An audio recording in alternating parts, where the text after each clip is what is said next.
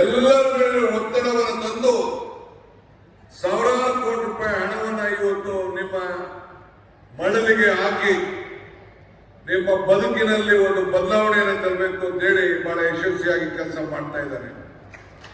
ನಿಜವಾಗ್ಲೂ ಇಂಥ ಶಾಸಕರು ಸಿಕ್ಕಿರೋದು ನಿಮ್ಮೆಲ್ಲರ ಭಾಗ್ಯ. ಧರಣ್ ಸಿಂಗ್ ಅವರ ಕೈಗಿಂತ ಒಂದು ಹೆಚ್ಚು ಕೆಲಸವನ್ನ ಇವತ್ತು ಅವರು ಮಾಡ್ತಾ ಇದ್ದಾರೆ.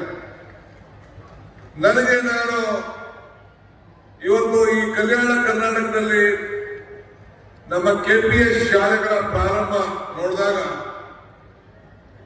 ನನಗೆ ಹಿಂದೆ ನಾನು ಯಾವ ಶಿಕ್ಷಣ ಸಂಬಂಧಪಟ್ಟಂಗೆ ಒಂದು ಮಾತು ಹೇಳಿದೆ. ಏನ್ ಹೇಳಿದೆ ಅಂದ್ರೆ, ನೃಪ ರಪ ಹಪ ಹರಿಸದ, ದಾಯಾದಿ ದಕ್ಕಿಸದ, ನೀರಿನಲ್ಲಿ ನೆನೆಯದ, ಅಗ್ನಿಯಲ್ಲಿ ಸುಡದ, ಗುಪ್ತನಿಧಿ ಒಂದೇ ವಿದ್ಯೆ.